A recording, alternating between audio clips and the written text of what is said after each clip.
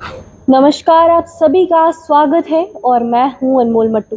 आज हम एक ऐसे ऐतिहासिक फैसले पर चर्चा करेंगे जो कि 1984 के सिख दंगों से जुड़ा हुआ है। ये मामला पिछले 4 दशकों से लंबित था, लेकिन अब दिल्ली की अदालत ने इसमें एक बड़ा फैसला सुनाया है। पूर्व कांग्रेस सांसद सज्जन कुमार को 1984 के दंगों के दौरान 2 सिखों की हत्या के मामले में दोषी ठहराते हुए सिखों की हत्या के मामले में आजीवन कारावास की सजा सुनाई है। ये फैसला उन पीड़ित परिवारों के लिए महत्वपूर्ण न्यायिक उपलब्धि है जो सालों से न्याय की आस में थे कि कब उन्हें उन दंगों के लिए न्याय मिलेगा और उनके जो पीड़ित परिवार वालों को जो हत्या की गई थी, कब उन्हें उनके लिए न्याय मिलेगा। आइए इस पूरे मामले को विस्तार से जानते हैं। पहले बात करेंगे कि क्या है 1984 के सिख विरोधी दंगों का मामला। तो आपको बताते चले 31 अक्टूबर 1984 को भारत की तत्कालीन प्रधानमंत्री इंदिरा गांधी की हत्या उनके सिख अंगरक्षकों द्वारा की गई थी। इस घटना के बाद पूरे देश, खासकर दिल्ली, पंजाब, उत्तर प्रदेश, हरियाणा और मध्य प्रदेश में सिख विरोधी दंगे भड़क उठे।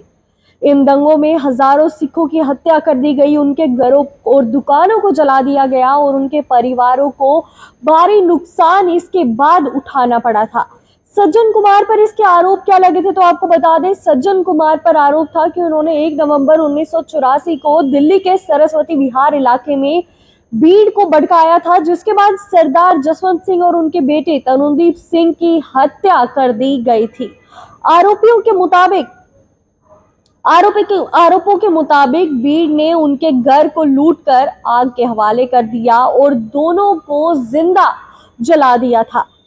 पीड़ित परिवारों और उन चश्मदीद गवाहों ने अदालत में बयान दिया कि सज्जन कुमार भीड़ को उकसाने वाले काम कर रहे थे, जिसके बाद जब भीड़ गई उन्होंने उनको आग के हवाले कर दिया था और वो मौत के घाट उतर चुके थे। न्याय की लड़ाई में कोर्ट का फैसला ये आया कि ये मामला पंजाबी बाग थाने में 1984 में दर्ज किया गया था, लेकिन कई सालों तक इस पर कोई ठोस कार्रवाई नहीं हुई थी। बाद में 2015 में केंद्र सरकार द्वारा गठित विशेष जांच दल यानी कि स्पेशल इन्वेस्टिगेशन टीम एसआईटी ने इस केस को दोबारा खोला और गवाहों के बयान दर्ज किए कि तब क्या घटना हुई थी, और उनके बयानों के दर्ज होने के बाद उस पूरी घटना को एनालाइज किया गया, जिसके बाद दिल्ली के राउड एवेन्यू कोर्ट ने 12 फरवरी 2025 को सज्जन कुमार को हत्या, दंगे फैलाने और लूटपाट के आगनी जैसे गंभीर अपराधों का दोषी करार दिया और उन्हें आजीवन कारावास की सजा सुनाई है।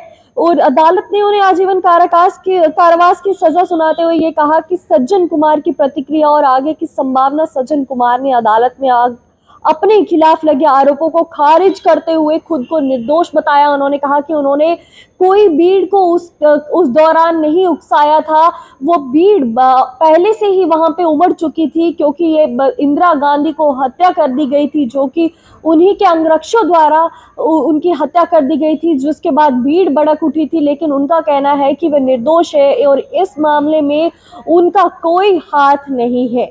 हालांकि अदालत ने उनके खिलाफ पुख्ता सबूत और गवाहों के बयान को ध्यान में रखते हुए उन्हें दोषी करार दिया। अब संभावना है कि सज्जन कुमार इस फैसले के खिलाफ हाई कोर्ट या सुप्रीम कोर्ट में अपील भी कर सकते हैं। और अब आपको बता दें इस फैसले का क्या महत्व है।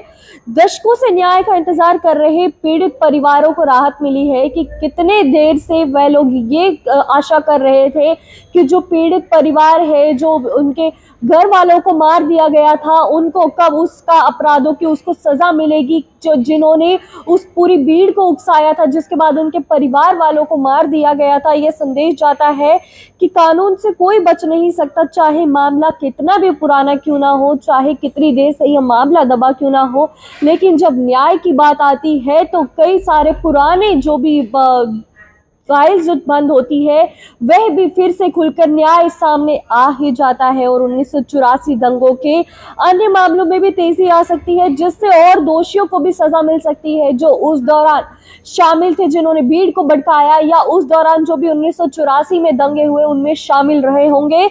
और आपको बता दें, सज्जन कुमार को मिली आजीवन कारावास की सजा 1984 के सिख विरोधी दंगों को पीड़ित कर के लिए न्याय का एक बड़ा कदम है। ये फैसला दिखाता है कि कानून की प्रक्रिया भले ही लंबी हो, लेकिन आखिरकार जीत जो होती है वह न्याय की ही होती है। अब देखने वाली बात ये होगी क्या सज्जन कुमार इस फैसले को चुनौती देंगे या सिख समुदाय और पीड़ित परिवारों के लिए न्याय का ये अंतिम चरण होगा कि क्या सज्जन कुमार खुद को निर्दोषी साबित कर पाते हैं या जो कोर्ट की तरफ से ये फैसला दिया गया है जिसमें उन्हें ये बताया गया है कि वह भी इस मामले में दोषी थे, क्या उन्हें उसके मुताबिक सजा मिल पाती है या क्या वे अपने आप को निर्दोष साबित कर पाते हैं। इस मामले में आपकी क्या राय है कि क्या वह भी इस मामले में शामिल थे या वह भी निर्दोष है? अपनी राय कमेंट सेक्शन में जरूर बताएं। फिलहाल के लिए हमें दीजिए इजाजत। धन्यवाद।